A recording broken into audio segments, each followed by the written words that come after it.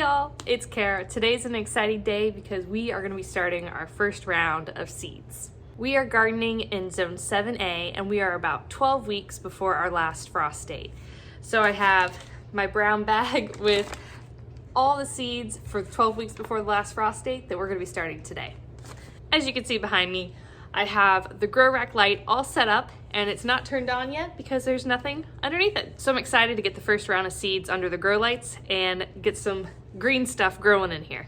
Before we get into what we're growing today, I want to show you how I get set up for seed starting.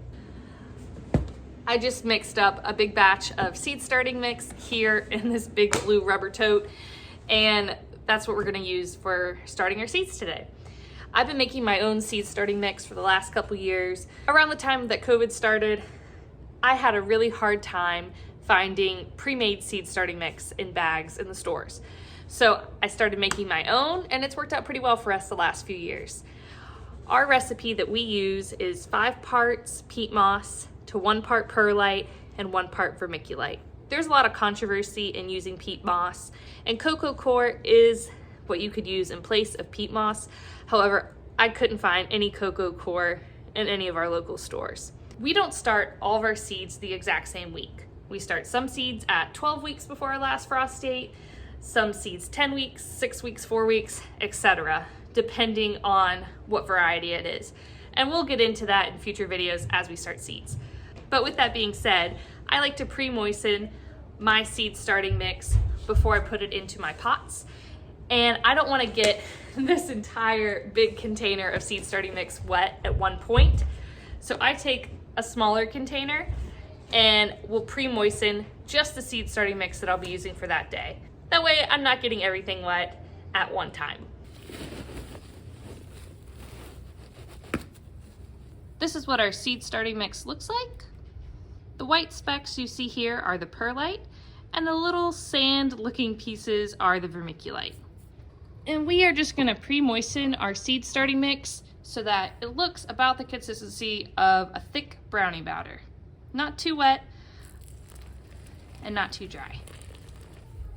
It looks a little soupy here, so we're just going to add in a little bit more of our mixture to dry it out. Our seed starting mix is all mixed up now. It's wet enough that it sticks together when you squeeze it, but it's not dripping out any water. That's about the consistency I like to use. For our containers that we're going to be using today, I'm starting off with these little small, about 1 inch by 1 inch containers, and they have holes in the bottom of them. And once our plants grow bigger, we'll pop them up to something about like this. In the past, I've also just used blue Solo cups with some drainage holes poked in the bottom. So let's just start by filling them all with soil. These little plastic containers that we're going to be using, I'm going to set them in the bottom of this tray here, and then that way I can fill this tray with water and the plants can absorb and soak up as much water as they need from the tray, and I'm not watering them from overhead. I personally like to pack down each individual cell just to make sure there's no big air pockets, so that as the roots are growing, they have nice, even consistency of soil to work their way through. And if I see any little chunks of stick or anything, I will go ahead and just pull that out now. You could pre-sift your potting mix material. However, I don't have a sifter, so I'm just not taking that step. And it's been just fine the last couple years not doing that.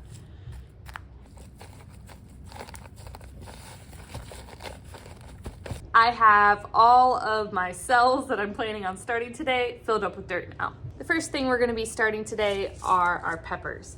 I'm going to be growing a few different new varieties as well as a couple favorites that I've been growing the last few years. In addition to the peppers, I have 3 different flower varieties that we're going to be sowing today as well. For peppers, they do say it helps if you use a heat mat underneath your seedlings just to give them a little extra boost of warmth to get started. The first variety I'm going to be starting is the Sugar Rush Peach Pepper. This one says it's an exciting new heirloom bred by hot pepper prodigy Chris Fowler of Wales. Long peach-colored fruits are packed with loads of super sweet tropical flavor, and the seed brings a smoky, complex heat. Start indoors under a bright light 8 to 12 weeks before the last frost date. Obviously today's 12 weeks before our last frost date, so we're starting them on the later side of that. As far as suggested start dates go, the earlier you start it, the bigger your plant is gonna be when you plant it out into the ground. Now, for the most part, that's a good thing. However, if you don't have very much space, then you probably want to start them on the later end of things so that you have room to grow everything you want to grow. Heat mat also helps warm soil and speed up germination, and we'll be doing that today too. It says to plant these 1/4 of an inch deep. Now, for most seeds, you use the size of the seed kind of as a guide to how deep you're going to be planting them. Watermelon seeds, for instance, are a lot bigger, and those need to be planted a lot deeper than, say, a pepper seed. And there's what they look like. They're just a itsy bitsy little tiny seed. I have this fancy little tool, I think it's called a dibber, that just came for free when I bought some of my seed starting stuff a few years ago.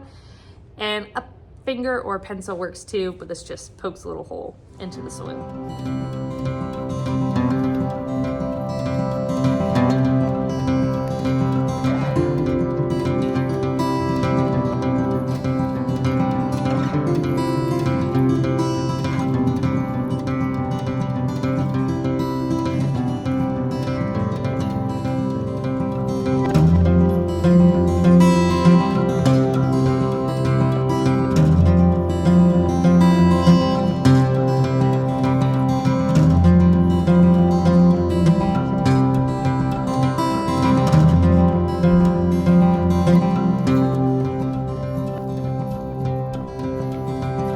And you need to label your seeds.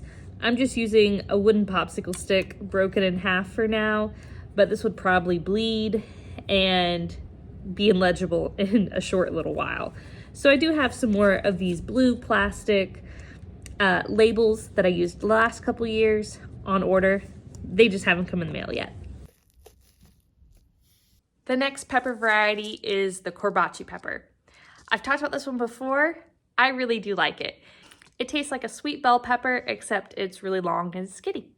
The back of the packet says, a rare and flavorful Turkish heirloom, very slender, 10-inch fruit, are curved and twisted like a Turkish scimitar, I'm not sure how you say that, richly flavored frying or pickling type.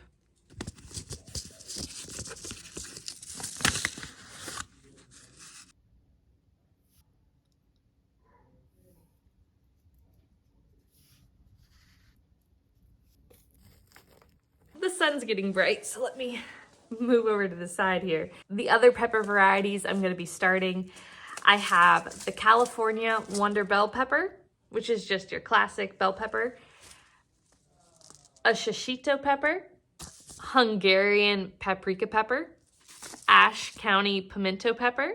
Then I got a few fun peppers from a local seed swap. I have some lemon drop peppers, and all it says is that they're from Peru. So we'll see what these taste like. Some serrano peppers, and then a Craig's Grande jalapeno pepper. So I'm excited to try those out.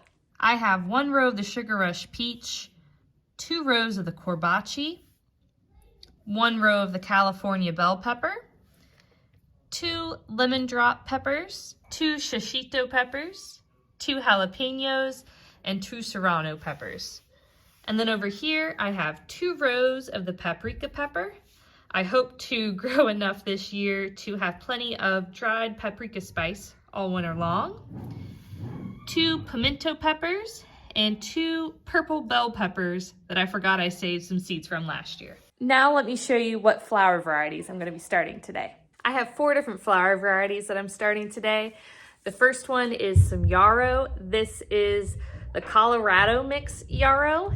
I think that's really pretty. Now the yarrow is a little bit different than the peppers in terms of sowing it. We're just gonna place them right on top of the dirt and gently press them in with our finger. It looks like it has red, yellow, and white flowers. It should flower summer through autumn. And they are teeny tiny little seeds.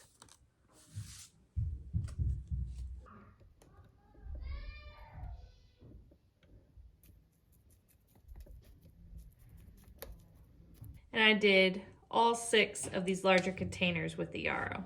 The last thing we're gonna be planting today is some snapdragons. I have 2 different varieties here, both from Johnny's. This one is the Potomac Early Sunrise Mix, and this is the Potomac Custom Mix. Snapdragons require light to germinate, so you wanna just surface sow them on the top of your dirt, not buried beneath the soil at all. And we are gonna be sprinkling just a fine layer of vermiculite over the top to help prevent algae growth, hopefully.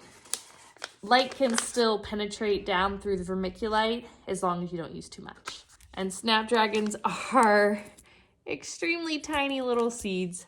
They actually put them in a little packet inside the big one. I'm gonna do the Early Sunrise Mix in this container and the other Potomac Custom Mix over here.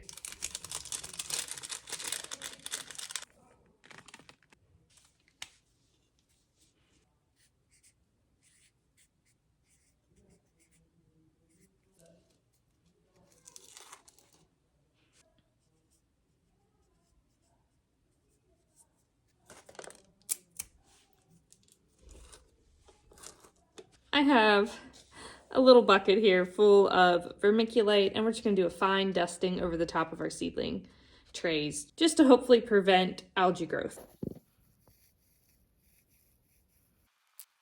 This is my heat mat that I'm gonna be putting underneath my peppers. It's just off Amazon. I'll put a link to it in the description. It just gives a little extra warmth so that the seedlings have a little bit of extra heat. I'm also going to be placing these humidity domes on top of my seedlings.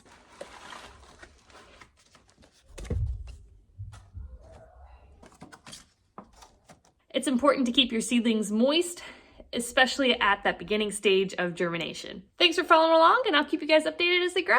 Bye y'all, have a good day.